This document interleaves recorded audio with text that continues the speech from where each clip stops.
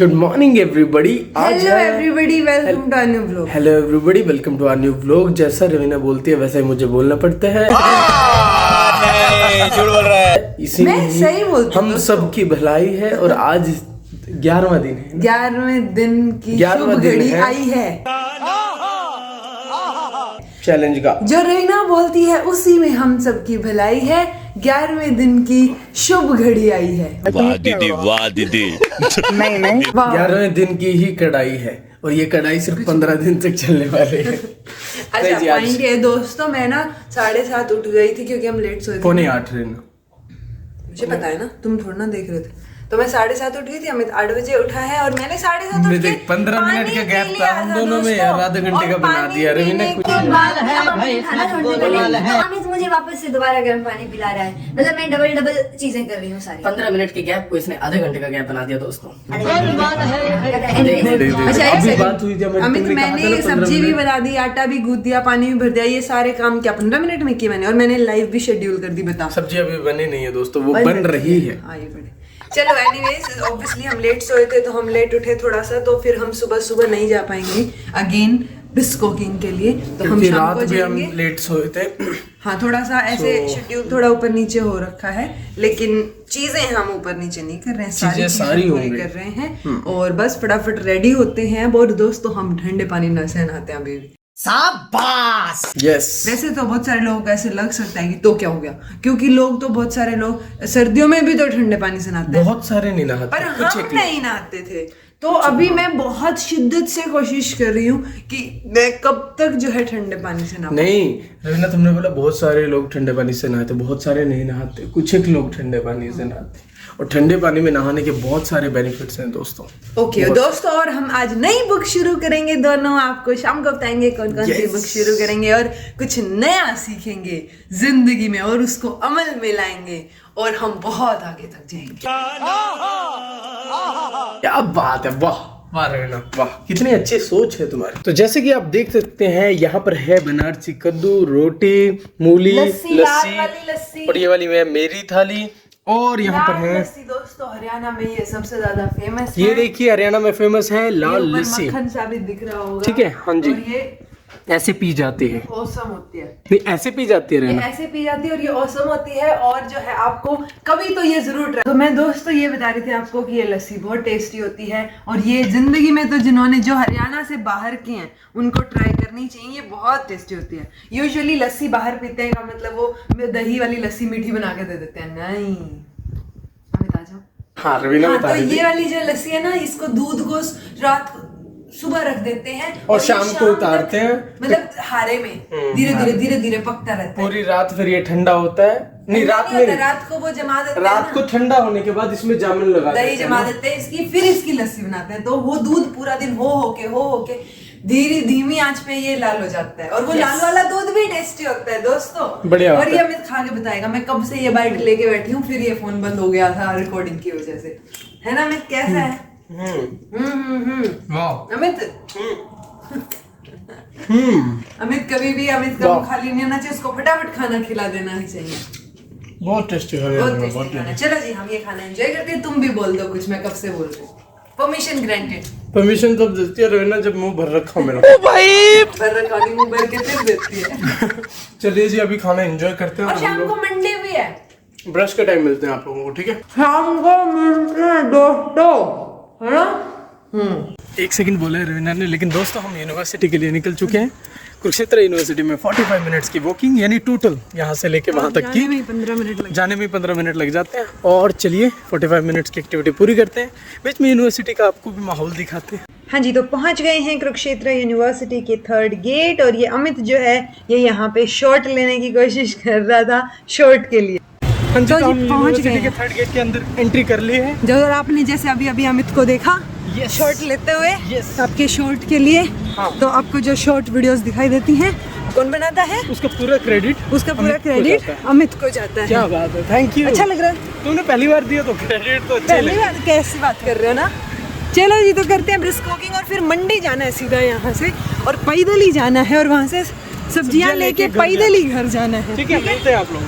दिखा दिया दोस्तों, मैं पनीर खाया। सुदर्शन चक्र की तरह लग रहा है। हम मंडी से आ गए, मैं खाती हूँ, तुम दूसरा ले लो। देखो अगर ये कैमरा ऑन नहीं होता तो मैंने खा लेती। अब जानबूझ के मुझे दे दे, मैं खा लेती हूँ। देखिए मुझे दे दे, मैं खा लेती हूँ। भाई खा ले। तो ना चने रख दिए हैं उबलने, सूप बनेगा विद पनीर। एंड अभी हम खा रहे हैं पाइनएप्पल, बहुत टाइम बाद हम पाइनएप्पल लेके आए हैं, है ना। आज हम सिंघाड़े भी लेके आए दोस्तों। ये रेडी है जी हमारा सूप। अमित यहाँ खुद का ही शॉर्ट बनाते हुए और बताते हुए कितना टेस्टी है। कितनी मेहनत करने लग गया अमित शॉर्ट के लिए, ना। बताओ मैं अमित। करता हूँ, अगर तुम नहीं उठाती तो मुझे क्या दिखाना बात पड़ता। है। देखिए दोस्तों पनीर, पनीर, हाँ काले चने, हाँ हरा धनिया, हाँ, और भूल गया अमित और क्या था। लहसुन, अदरक, प्याज, मिर्च, हरी। मिर्च। चलो कैसा है? अभी एक बार और अभी तो टेस्ट किया तुमने, तो बताओ। उसके लिए गया था, उनको बता दिया। यमी। ऐसा तो बाहर वाले भी नहीं देते ना। वाह वाह रैना वाह, क्या बात है। तो मिलते हैं आपको बुक पढ़ने के टाइम पे। हाँ, ये एंजॉय कर लेते हैं क्योंकि बहुत भूख लगी है, तो ऐसे अच्छा लगता है, मैं बार बार अभी बोलता रहूंगा। तो एंजॉय करते हैं खाने को और आपसे मिलते हैं बुक करें। हाँ जी दोस्तों नई किताब पढ़नी शुरू कर दी है। अमित जो है, जो अभी तक इसने पढ़ा है, कुछ तो हेडिंग देख के आप लोगों को ऐसे डिटेल में बताता है अमित, जैसे टीचर ऐसे कंफर्म करके बताता है ना कि बेटे ये आएगा, इससे इधर उधर बिल्कुल नहीं आएगा, ऐसे बताते हो। चलो जी अमित, कौन सी किताब पढ़नी शुरू की? जल्दी मैंने नई बुक पढ़नी शुरू की है, रीवर्क, जो कि आपके काम करने के तरीकों को पूरी तरह बदल देगा। ठीक है, तो उसमें पहली चीज जो मैंने पढ़ी है, उसका टाइटल मैं आपको बताता हूँ। रीवर्क यानी दोबारा से काम करना। हाँ, अलग तरीके से सेम काम को करना। तो पहला है द न्यू रियलिटी, यानी कि हम बोल देते हैं बहुत से लोगों को ऐसे। बेसिकली ये बुक तो है मतलब बिजनेस मॉडल से रिलेटेड है, तो इनके ऑथर भी बिजनेसमैन ही है। तो उनका कहना है कि बहुत से जब आप न्यू आइडियाज रखते हो ना किसी के सामने, तो लोग मानते नहीं कि ये रियलिस्टिक नहीं है, ऐसा नहीं होगा, ऐसा थोड़ी ना होता है। तो वो लोग सप्रेस करने की कोशिश भी करते हैं, तो हमें नहीं होना चाहिए, ऐसे इसमें बताया गया है। जो मन करे वो करना चाहिए। तो इसमें लिखा गया है, साफ इग्नोर द रियल वर्ल्ड, यानी जो आपको बिलीव करते हो कि यार ये भी तो हो सकता है, लेकिन आपके पास पर्टिकुलरली एक स्पेसिफिक रीजन हो, लॉजिक हो उसके पीछे ना, तो जरूर वो हो सकता है। तो इसलिए हमें फिर ऐसे लोगों को इग्नोर करना चाहिए जैसा बोलते हैं कि ये रियलिस्टिक नहीं है। दूसरा है, failure is not a right of passage, यानी कि हम बोल देते हैं ना कि यार फेलियर तो की है सक्सेस की, फेल होते हो तो बहुत सारी चीजें सीखते हो, ऐसा बोलते हैं। तो इसका ये कहना है कि जब हम फेल हो गए, हमें ये पता चलेगा ना कि ये चीज नहीं करनी है, ये थोड़ा ना पता चलेगा क्या करना है, ये नहीं पता चलेगा कि क्या करना है, लेकिन सक्सेस में हमें ये पता चलता है कि जब इसको करके मुझे सक्सेस मिली है, तो इसी काम को ऐसे करके मैं और सक्सेसफुल बन सकता हूँ, और सक्सेसफुल। इसीलिए जो मान लो जैसे नेट का एग्जाम है, कोई भी पेपर है, किसी ने अगर कोई क्लियर कर रखा है, तो वो इंसान ये बेटर बता पाएगा कि उसने कैसे किया।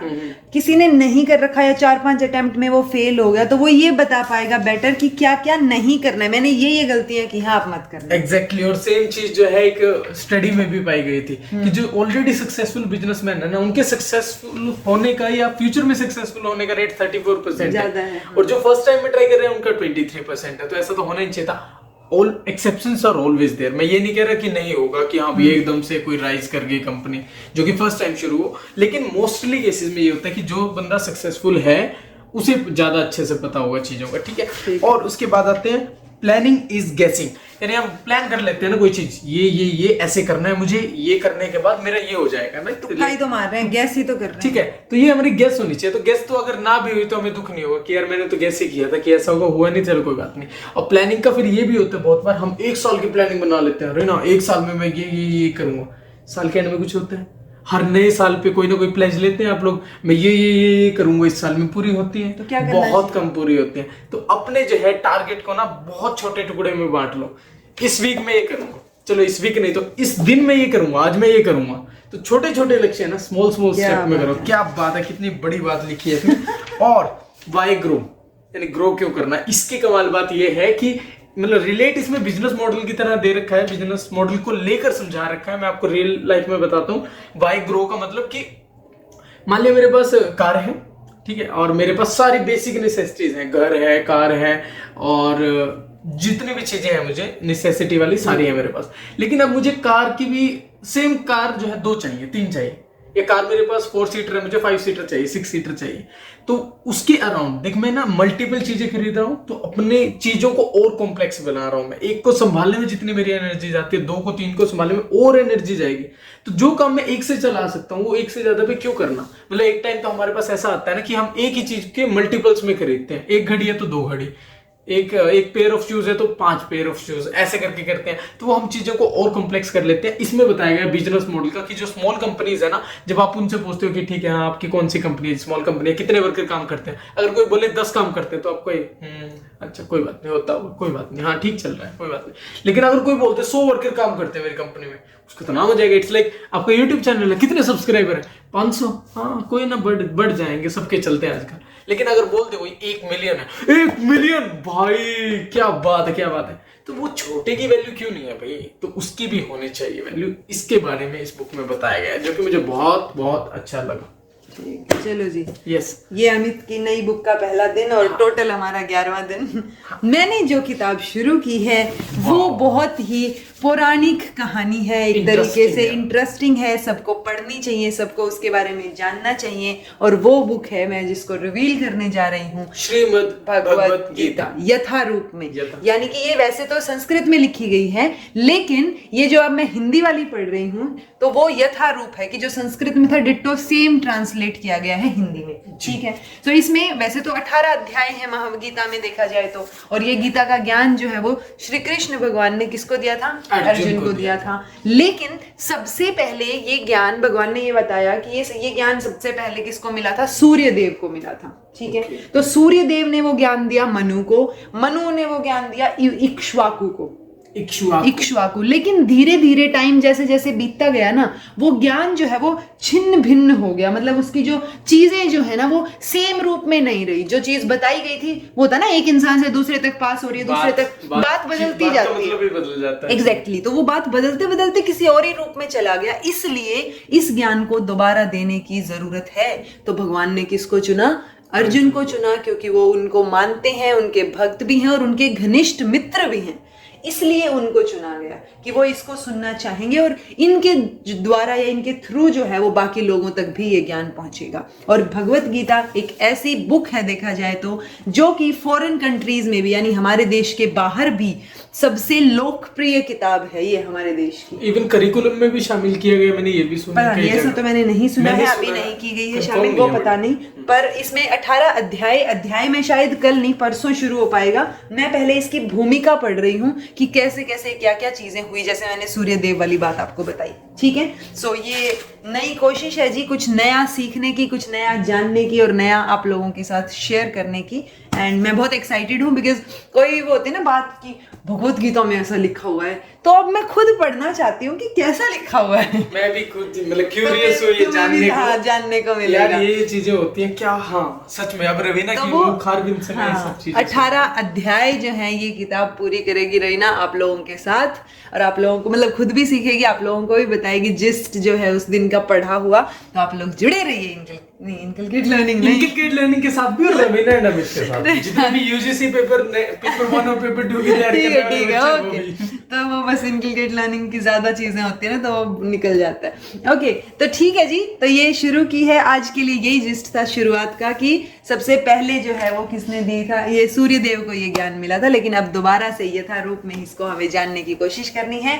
और अब हम ब्रश कर लेते हैं और सोते हैं ताकि 12वां दिन आए और हम कुछ नया पढ़ पाए। क्या जी हाँ, क्या बात है, क्या बात है। हमें हर दिन का इंतजार रहता है नई किताबें पढ़ के अमित, मैं ऐसे आध्यात्मिक हो जाऊंगी। ऐसे तो आध्यात्मिक होना ठीक है, लेकिन कुछ लोग मानते हैं कि आध्यात्मिक राह पे तब चलना चाहिए जब सब कुछ हो गया।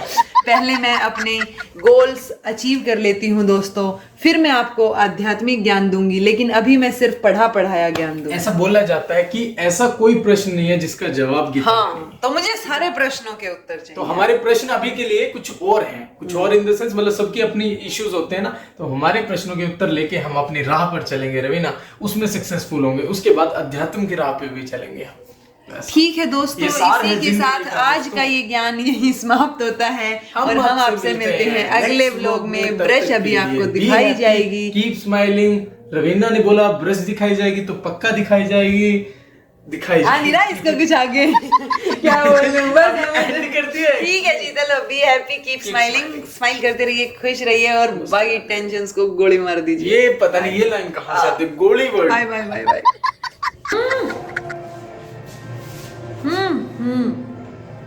हम्म